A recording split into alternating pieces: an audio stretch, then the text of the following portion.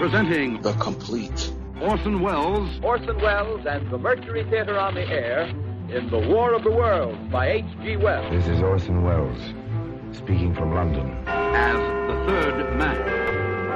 Stand by. We'll be on the air in 15 seconds, Mr. Wells. Yes, I know. Stand by, everybody. Mercury Theater on the Air presents Orson Welles as Count Dracula in his own version of Bram Stoker's great novel, Who knows Dracula. what evil lurks in the hearts of men? The shadow knows.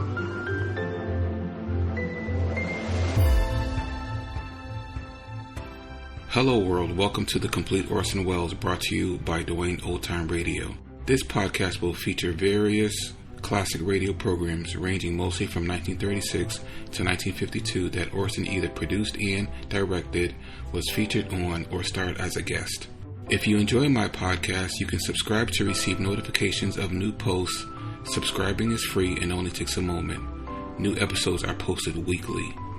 If inclined, please leave a rating and or review on your preferred podcast service. Thank you for your support. Hope you enjoyed the genius of Mr. Welles. Sailing Unlimited returns after a long drought. This drama is titled The Navigator. And this episode aired November 23rd, 1942. Sailing Unlimited. Hello, Americans.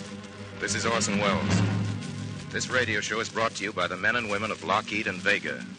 Tonight's program is dedicated to the navigating men on the big Navy patrol planes, and the Army bombers, and to the jobs they're doing.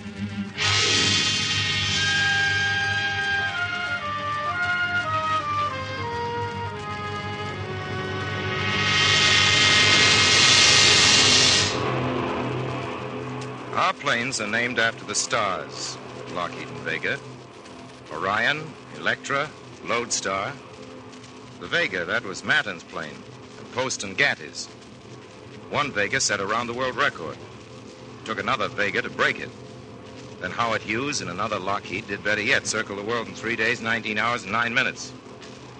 The Lodestar, that was a commercial transport. Today it's re-engineered and armed to the teeth. We call it the Ventura Bomber. Today, the Ventura Bomber, the Hudson Bomber, and the P-38 Lightning are helping to write history among the stars. Gazing up at the stars, earthbound philosophers and poets used to say, Behold the enormity, how great it is, not to be measured, not to be conceived of. How small a thing is man. Astronomers catalogued the stars, and navigators put them to man's use. The navigator tells the ship where to go. He's just as important in the air as on the sea. Not so many years ago, a pilot could only tell where he was going by sticking his head over the side of his plane and looking for landmarks. Then came radio beams, locators, and nowadays dead reckoning and celestial navigation, flying by the stars. Now here's a navigator, name of Carl W. Jones. You haven't read that name in the papers. Not yet. Unless you happen to subscribe to the Hodgetown Daily Scimitar. An honorable mention went to Carl W. Jones for jackknife and hatchet trailblazing through McGrundy's woods. That's the last time Carl Jones' name appeared in the press, and that was some time ago. It's been almost 10 years since Carl was active in the Boy Scouts. Mrs. Jones still has the clipping. Mrs. Jones used to get in the papers all the time. The Ladies Forward League met Wednesday afternoon at the home of Mrs. Walter Jones on 513 North Elm Street. Bridge was played at 3 tables, after which delicious refreshments were served by Mrs. Jones, and the guests left with many an expression of gratitude for a delightful afternoon. Mrs. Jones doesn't save those clippings. Of course not. All the girls who belong to clubs or groups get their names in the social notes. There's nothing special about me, except I'm Carl's mother. Carl has a girlfriend. And her last moment of celebrity was the time she won a prize for Best Eleanor Powell tap dance imitation at the annual A&P Wiener Roast. All hearts were captured by the cute and skillful dancing of little Lucy Carter. Oh, gee, I forgot about that. We have a very extensive research staff, Miss Carter. Why'd you pick on us? Because of Carl. Mrs. Jones, your son is a typical navigator. That's why we picked him. This program isn't dedicated only to Carl. Why not? Well, he got the 5th highest rating in his class in training school. He always got good marks in grammar school. A and neatness, always. At the grocery store, Mr. Nedick said he never had anybody working for him so accurate or careful. Just give Carl a pencil, Mr. Nedick used to say, and watch his dust. Never a mistake. Mr. Nedick said he ought to be a bookkeeper. Bookkeeper? Mrs. Jones, wouldn't you say that helped him to be a navigator? I'd say it helped. Before we go on with the show, Mrs. Jones, have you anything you'd like to say about the war? No. Miss Carter? Mrs. Jones does a lot. She's fingerprint clerk at the school 4 afternoons a week, and she serves on the draft board Monday and Tuesday nights. Millie, that was the hired girl, went to work in the shipyard. Most women do their own housework, Lucy. I'm taking lessons in spot welding. Oh, Mrs. Jones goes to classes on first aid, too. Nutrition and first aid. Wednesday and Friday. Well, that doesn't leave you much time for your women's clubs, Mrs. Jones. All the girls are busy now doing things for the war. Thank you, Mrs. Jones. Thank you, Miss Carter. And now, ladies and gentlemen, about Mrs. Jones' son, Carl. I'll give it to you fast. Carl Jones enlisted in the Air Force. At the grocery store where Carl used to work, they said he'd make a good bookkeeper. Carl can add and subtract like 60, but he wanted to fly. And the truth is, he'll never make a first-rate fighter pilot. Jones? Said his commanding officer. Jones, I'm afraid that's about it. Well, I want to fly, sir. If I can't fly. I told you Carl wanted to fly, and besides, there was all that expensive training he'd had. Carl hated to see that going to waste. Jones? Yes, sir? How would you like to be a navigator? A navigator, sir? Why all the astonishment? Well, sir, you've got to know mathematics backwards and forwards to be a navigator. I didn't make headlines in geometry. Can you add? Yes, sir. What Carl really meant was... And how? Make many mistakes at it? No, sir.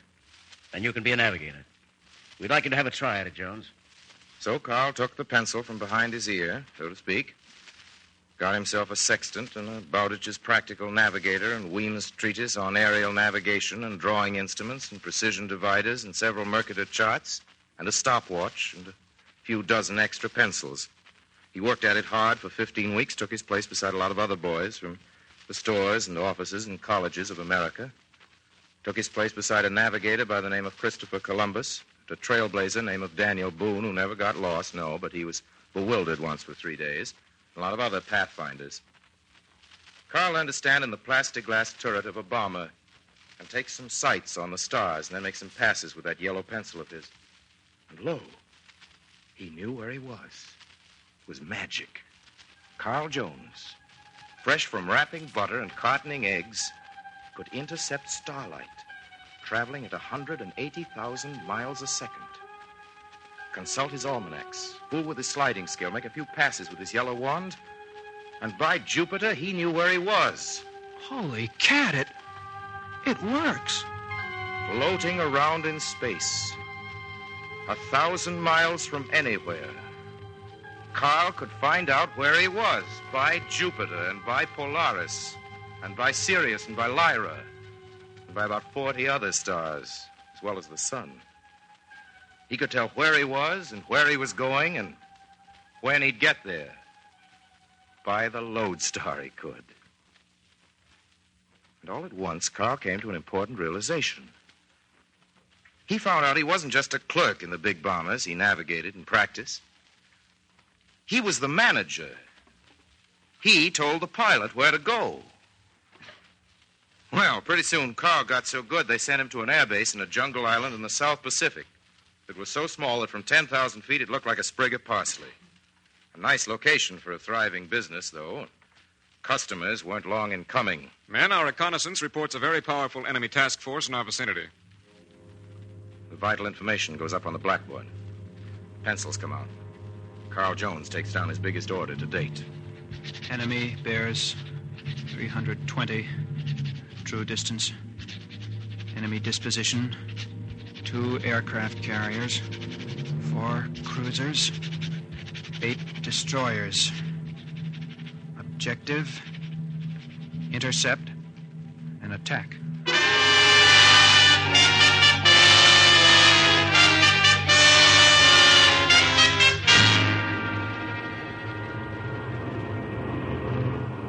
So this is it. A far cry from the grocery counter to the plyboard desk of a 4-engine bomber loaded with big trouble. Wind is from 60, 15 knots. Going to make an airspeed of 280. Track of 320, true. Brings us out on the enemy's vector to the airspeed ring. Thus, Carl, the Jones boy who ground your coffee medium, now prepares to grind the enemy fine. Speed of 290. Means I'll be coming back steering 142, making a track of 230 miles. It comes to 43 minutes anyway, before they intercept the enemy fleet. Then, for 43 minutes. And exactly on schedule. Rendezvous.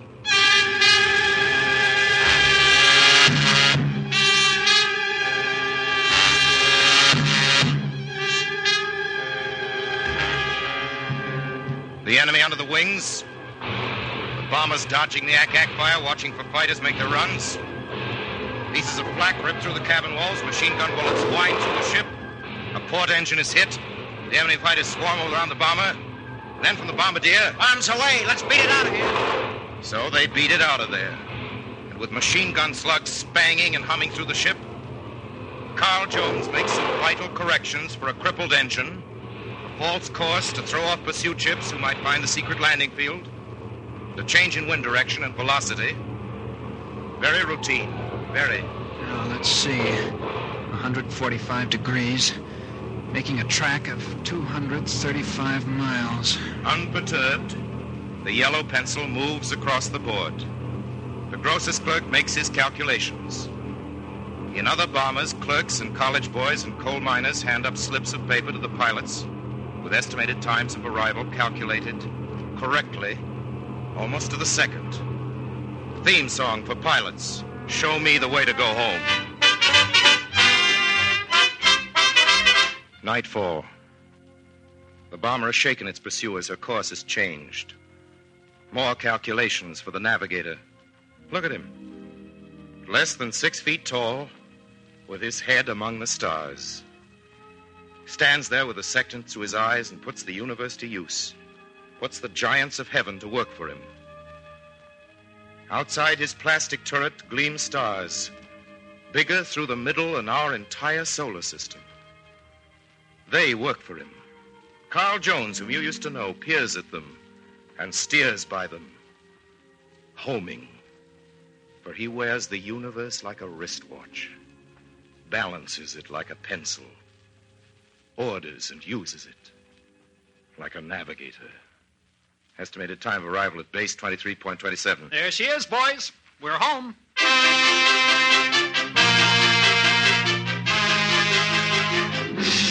Something went wrong. I don't know how it could have happened. My estimated time of arrival was off. 12 seconds. Ex-grocer's clerk takes 4-engine bomber out to sea, engages enemy, attacked by enemy fighters, hit by flak, engine knocked out, change of course necessitated, wind changes, brings 4-engine bomber home again to a 1-cent postage stamp somewhere in the South Pacific. Wonders where he dropped 12 seconds. Earthbound philosophers and poets, gazing up at the stars, used to say, "Behold the enormity, how great it is, not to be measured, not to be conceived of. How small a thing is man." Americans, this is 1942. Look up. What do you see? Enormity. The glittering cosmos. And Carl Jones. He's up there in the middle of it.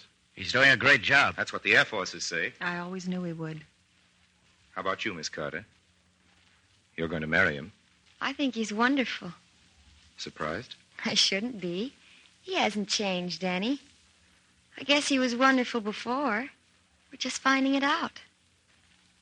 Miss Carter, I don't want to embarrass you, but you're wonderful, too.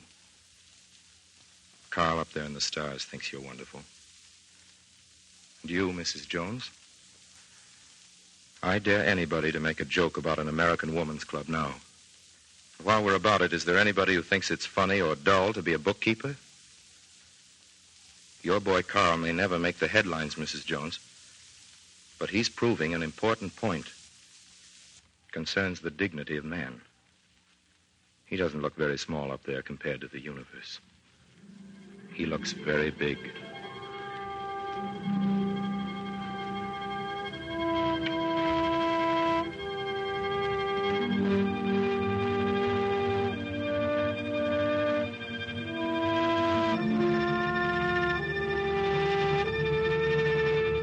Well, that's all for tonight.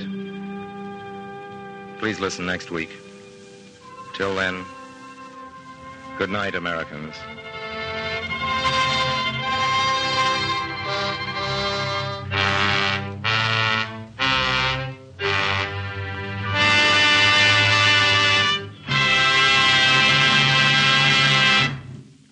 This program has come to you from the Lockheed and Vega Aircraft Corporations of Burbank, California.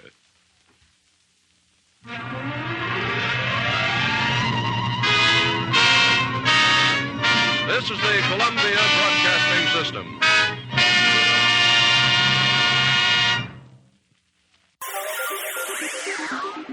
Thank you for listening to and showing your support for my podcast. If you would like to receive notifications of when new episodes are posted, please subscribe to my channel. Subscriptions are 100% free, and they really help me get an idea of how I'm doing. Well, hope you enjoyed, and until next time, stay safe, wish you well, and as always, peace.